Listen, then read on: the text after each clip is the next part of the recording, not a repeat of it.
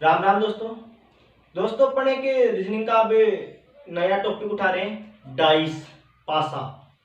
आपने सुना भी होगा। और जो लूडो गेम आता है, जो लूडो गेम आप खेलते हो और शायद खेले भी होंगे, उसके अंदर वो पासा जाता है। ठीक है, डाइस बोलते हैं उसको, पासा।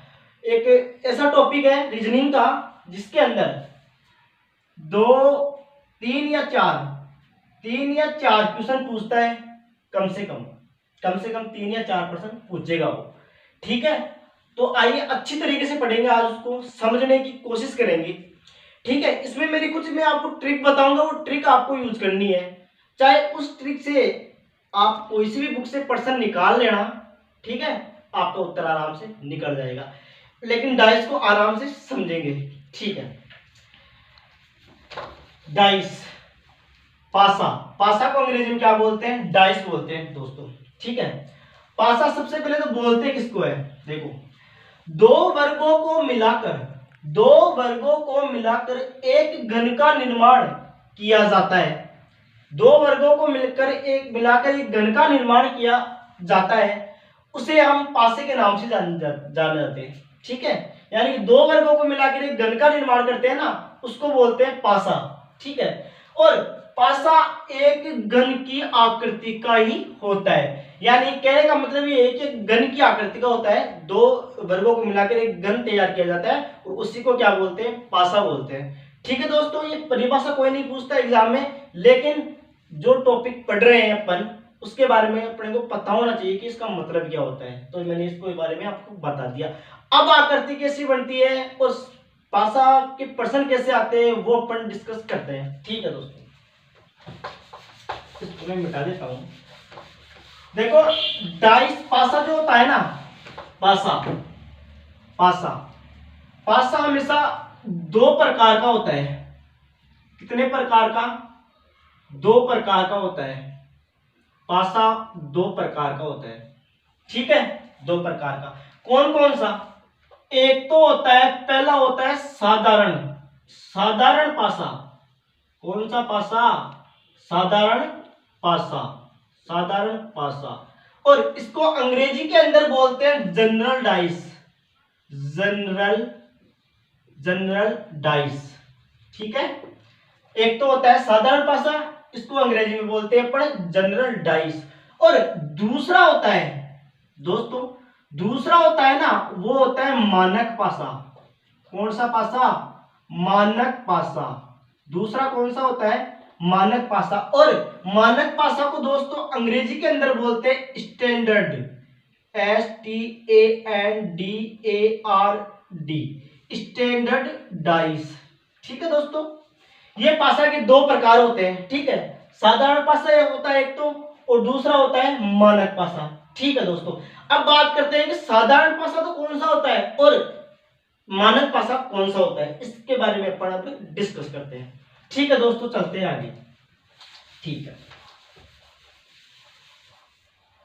साधारण पासा।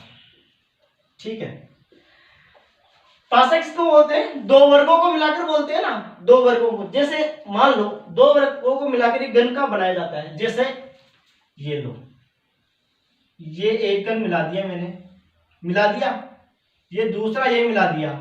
ठीक है, दूसरा ये मिला दिया, और ये क्या बन गया? पासा बन गया। दो वर्गों को मिला दिया मैंने, और मिलाते क्या बन गया? ये पासा बन गया। ठीक है दोस्तों, अब साधारण पासा और मानक पासा को अपन पहचानेंगे कैसे? ठीक है, ये देखते हैं। मैं हमेशा आपको ये बोलता हूं कि डाइस जो होता है ना, डाइस, जैसे ये डस्टर है। ठीक है, ये डाइस प्रकार का है। क्यों? क्योंकि डाइस की जो सतह होती है ना, टोटल सतह जैसे 1 2 3 4 5 6, ये डस्टर है। इसके सामने वाली 1, इधर वाली 2, इधर वाली 3, इधर वाली 4, और नीचे वाली 5, ऊपर वाली 6, यानी कि ये एक प्रकार का डाइस है, जिसकी अपने को 3 सतह दिखाई देती है दोस्तों। 3 सतह दिखाई देगी, और 3 सतह हिडन रहेगी, मतलब छुपी हुई रहेगी, वो 3 दिखाई नहीं देगी साधारण पासे के अंदर।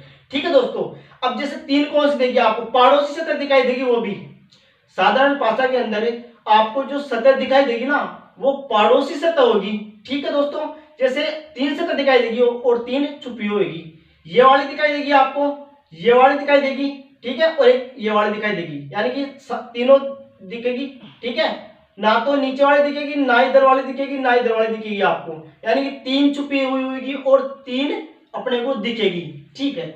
अब साधारण पासा की कैसे पहचान करेंगे दोस्तों, ठीक है। अब मैं ये बोलता हूं जैसे 4 ऐसे नंबर आएंगे आपको, पर्सन ऐसा देगा, पर्सन क्या देगा, वो ऐसे देगा आपको, ऐसे देगा, और पूछेगा कि बताइए इसके अंदर साधारण पासा है या मानक पासा है, ठीक है। तो अपन पहले साधारण पासा की बात करते हैं, ठीक है, यही पूछेगा वो कि निम्न में से बताइए कि साधारण पासा कौन सा है। तो अपने को साधारण पासा की पहचान कैसे करेंगे, मैं ये बोलता हूं कि किन्हीं दो पड़ोसी सतहों का योग, किन्हीं दो पड़ोसी सतह योग, पड़ोसी यानी कि पास वाली सतह का योग, सतह का सतह का योग, सतह का योग अगर 7 हो, अगर 7 हो, 7 हो तो वह पासा, वह पासा हमेशा साधारण पासा कहलाता है। कौन सा कहलाता है दोस्तों, साधारण पासा कहलाता है।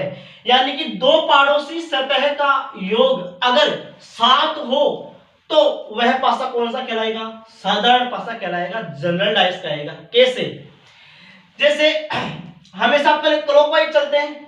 अब जैसे मैंने क्या बोला था कि साधारण पासा के अंदर 3 सतह अपने को दिखाई देगी और 3 सतह होगी ना वो छुपी हुई मिलेगी, तो अपने को 3 ही मिल रही है दिखाई हुई, 3 ही तो दिख रही है अपने को और 3 छुपी हुई है, और जो दिख रही है ना ये हमेशा पड़ोसी सतह होती है, इसके विपरीत तो छुपी हुई होती है, ठीक है। अब देखते हैं ये साधारण पासा है कि नहीं, पता कैसे लगेगा कि दो पड़ोसी सतहों का योग अगर 7 हो तो वह पासा क्या कहलाता है, साधारण पासा कहलाता है। अब देखते हैं, मैं 4 और 2 को जोड़ता हूं यहां पर, तो भाई साहब 6 होते हैं, ऐसे चलना है अपने को। 4 और 2 को जोड़ता हूं मैं, तो भाई साहब कितने हो रहे, 6 हो रहे, ठीक है, ठीक है। और 2 और 3 को जोड़ता हूं तो यहां पर 5 हो रहा है, हो रहा नहीं हो रहा, हो रहा है, ठीक है। तो भाई साहब अब तक तो पता नहीं लगा अपने को। अब इसको भी जोड़ेंगे, 3 और 4 को अगर मैं जोड़ता हूं तो भाई साहब 7 हो रहे हैं, और मैंने बोला था ना कि किन्हीं दो पड़ोसी सतहों का योग, किन्हीं दो पड़ोसी सतहों का योग अगर 7 हो तो वह पासा हमेशा साधारण पासा कहलाएगा, ठीक है दोस्तों। यह साधारण पासा की अपन ने पहचान कर ली। अब देखते हैं मानक पासा कि मानक पासा कैसा होता है, ठीक है, ठीक है दोस्तों। मानक पासा, मानक पासा, अब देखो मानक पासा, ठीक है। मानक पासा वही 2 वर्गों को मिलाऊंगा मैं, 2 वर्गों को मिलाऊंगा और एक गण की आकृति का मैं क्या बनाऊंगा, पासा बनाऊंगा, ठीक है दोस्तों। ये मैंने गण की आकृति का पासा बना लिया, ठीक है। अब प्रश्न वो पूछेगा, ऐसे देगा 4 2 1, और ये पूछेगा कि बताइए इनमें से साधारण पासा कौन सा है और मानक पासा कौन सा है। आपको ऐसी आकृति प्रश्न के अंदर वो देगा, देगा। अब पता कैसे लगेगा कि मानक पासा है, मैंने क्या बोला था कि किन्हीं दो पड़ोसी सतहों का योग अगर 7 हो तो वह साधारण पासा हमेशा कहलाता है, ठीक है। तो भाई साहब यहाँ पे मैं 4 और 1 को जोड़ता हूं तो भाई साहब 5 होता है, होता कि नहीं होता, होता है। और यहाँ पर 1 और 2 को जोड़ता हूं तो 3 होता है, होता कि नहीं होता, होता है। फिर यहाँ पे मैं 2 और 4 को जोड़ता हूं ना तो भाई साहब 6 होता है, लेकिन 7 तो नहीं है। इसका मतलब कौन सा पासा हो गया, ये मानक पासा हो गया, ठीक है दोस्तों। अब इसका मतलब क्या हुआ कि जो छुपी हुई आकृति होती है ना वो अपने को दिखाई नहीं देती मानक पासा के अंदर, ठीक है, ठीक है दोस्तों। अगर वो पूछ लिया आपको कि मानक पासा किसे बोलते हैं तो भाई साहब आप जोड़ के देख लेना, अगर किन्हीं दो पड़ोसी सतहों का योग अगर 7 आ रहा है तो वह पासा साधारण पासा कहलाएगा, और दो पड़ोसी सतहों का योग अगर 7 नहीं है तो फिर वो क्या कहलाएगा, मानक पासा, ठीक है दोस्तों। अब देखो आगे आगे बात करता हूं कि आगे वो प्रश्न किस तरह से पूछेगा वो, ठीक है, किस तरह से प्रश्न पूछेगा वो, ठीक है। जैसे वो बोलेगा कि बताइए ये घन की आकृति का मैंने बना लिया, दो वर्गों को मिला दिया और ये बना दिया मैंने पासा। ठीक है, ठीक है।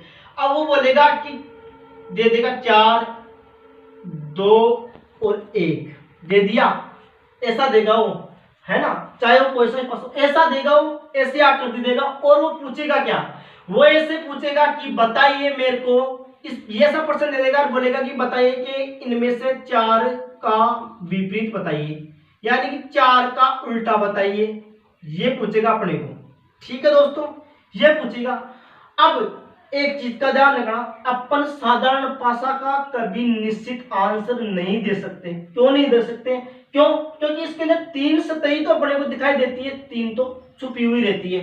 अब देखो, अब जैसे 4, 1, 2 दे दिया, ठीक है, 4, 2, 1 दे दिया, 3 सतह अपने को दिखाई दे रही है, कौन सी? 4, 2 और 1। ये तो अपना उत्तर हो ही नहीं सकता। क्यों? क्योंकि ये तो पड़ोसी सतह है और पूछ क्या रहा है, विपरीत पूछ रहा है। ठीक है, तो अगर वो आपको पूछे तो भाई साहब इसका निश्चित आंसर नहीं दे सकते। इसका आंसर क्या होगा? दिख कौन कौन नहीं रहा भाई साहब? 3 भी नहीं दिख रहा, ठीक है, 4 भी नहीं दिख रहा, ओ सॉरी 4 दिख रहा है, 5 नहीं दिख रहा, ठीक है, और 6 नहीं दिख रहा। इसका मतलब इसका उत्तर क्या हो गया? 3, 5, 6। क्यों? क्योंकि 3 तो भाई साहब इसकी सतह दिख रही है और 3 छिपी हुई है, और साधारण पासा का अपन कभी भी निश्चित आंसर नहीं दे सकते, यानी कि ये तीनों हो सकती है। अगर आपको ऑप्शन में 3 मिल जाए ना, ये इनके अलावा, ठीक है, 6 सतह होती है, मैंने बोला था, 3 अपने को दिख रही है और 3 छुपी हुई है ना, वो अपना उत्तर होगा हमेशा साधारण पासा में। और साधारण पासा की पहचान कैसे करोगे, ये मैंने बता दिया, 2 पाठों का योग अगर 7 हो तो वह साधारण पासा कहलाता है। ठीक है, अब वो मानक पासा से कैसे प्रश्न पूछेगा, अब बात करता हूं मैं मानक पासा की। ये हो गई साधारण पासा की, यानी साधारण पासा का अपन निश्चित आंसर नहीं दे सकते। तो अब बात करते हैं मानक पासा की। ये तो अपने हो गई साधारण पासा की, ठीक है। अब बात करते हैं मानक पासा की, कि मानक पासा की क्या कहानी है। कई कहानी को नहीं की, मानक पासा भी बहुत इजी है, एक जो किया इजी है। मानक पासा वो आपको वही 2 वर्गों को मिलाएगा, ठीक है, और एक घन का निर्माण करेगा, जैसे मैंने कर दिया, घन का निर्माण कर दिया, और मैंने आपको दे दिया यहां पर 4, 2 और 1, ठीक है। अब वो पूछेगा कि बता, आपको पता तो लग गया कौन सा पासा है, ये कौन सा पासा है? मानक पासा है। कैसे पता लगा? क्योंकि किन्हीं 2 पड़ोसी सतहों का योग यहाँ पर 7 नहीं हो रहा, इसका मतलब वो मानक पासा है, ठीक है, 7 का योग नहीं हो रहा। अब वो पूछ लेगा आपको कि बताइए कि 2 का विपरीत बताइए मेरे को, 2 का विपरीत बताइए, ये पूछेगा। कि ये ऐसी आकृति देगा आपको प्रश्न में, ठीक है। सबसे पहले तो आपको क्या चेक करना है कि मानक पासा है या साधारण पासा है।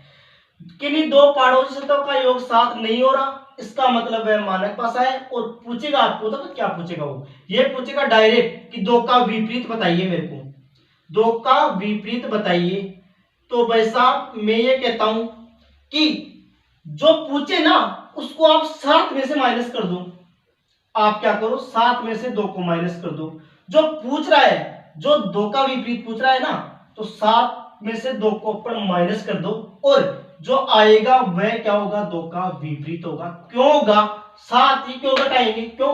क्योंकि वैसा 6 तो कुल सतह होती है, और मानक पासा के अंदर तो वैसा विपरीत होती है। इस वजह से अपन जो पूछेगा ना उसको 7 में से माइनस करेंगे ना, तो अपना उत्तर क्या निकल के आएगा? 5। और 5 वास्तव में अपने को यहाँ पर दिख भी नहीं रहा, इसका मतलब 2 का विपरीत 5 हो सकता है। तो ये अपने हो गई मानक पासा की बात। ठीक है दोस्तों, अब आगे देखते हैं अगली वाली क्लास में कि 2 पासा से प्रश्न कैसे पूछेगा, वो 2 पासा से प्रश्न कैसे पूछेगा वो देखेंगे अगले वाली नेक्स्ट क्लास में। तब तक के लिए बहुत बहुत धन्यवाद, थैंक यू, बहुत बहुत धन्यवाद। स्टॉप।